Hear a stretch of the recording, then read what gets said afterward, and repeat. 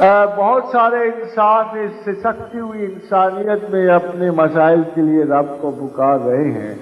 رب کیسا ہے کہ میں ماں سے زیادہ بندے سے پیار کرتا ہوں، تو پھر یہ کیوں حل نہیں ہو رہے؟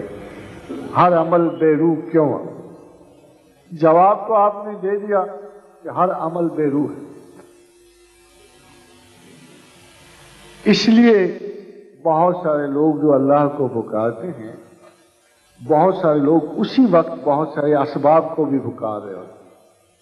حضرت شیخ عبد القادر جیلانی نے فرمایا کہ تو اگر اللہ کو ایسے پکارے کہ تیرے دل میں اللہ کے سوا اور کوئی نہ ہو تو یہ تیرا اسم اعظم ہے. انفیکٹ میں نے اپنی زندگی میں اس شخص کو کبھی پریشان، درماندہ اور رسوا نہیں دیکھا جو مصائب میں صرف اللہ کو پکارتا ہے.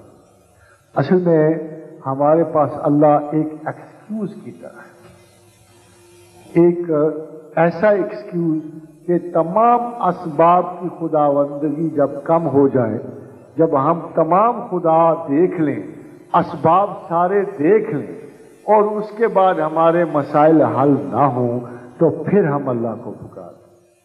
اور یہ پکارنا جبرن ہوتا ہے، سنی سنائی بات ہے کہ چلو جی اب ایک اور خدا باقی رہ گیا ہے جسے اللہ کہتے ہیں، چلو اس کو بھی ٹرائی کر لیتے ہیں. سو آپ اللہ کو پکارتے، اللہ تو یہ کام کر. جب وہ نہیں کام کرتا تو کہتے اللہ تجھے بھی دیکھ لے. In fact, you see, God has always served people as an excuse.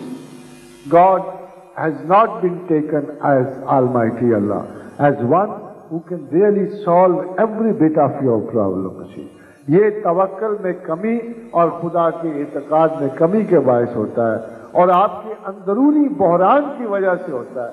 ورنہ ایسی کوئی بات نہیں کہ خدا کسی کی نہ سنے اور نہ سنے. وہ ہمیشہ سنتا ہے، اور اگر نہیں سنے گا، دیکھیے اللہ کی بات، اگر آپ کی بلا بڑی ہے اور آپ کی بات نہیں سنے گا تو میں قسم اٹھا کے کہتا ہوں کہ آپ کو اتنا صبر ضرور دے دے گا کہ آپ اس بلا کے نکلنے تک محفوظ رہیں.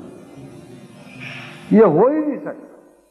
گاڈ اسٹریٹجی از ڈفرنٹ، مگر چونکہ وہ دلوں کا حال جانتا ہے. انی عالم ما تبدون وما کنتم تکتمون، میں اچھی طرح جانتا ہوں جو تمہارے دلوں میں اور جو تم چھپاتے ہو. وہ آپ کے دلوں کو جانتا ہے کہ آپ کا کتنا یقین اس پر ہے اور کتنا اس کے ارد گرد کے خداؤں پر ہے.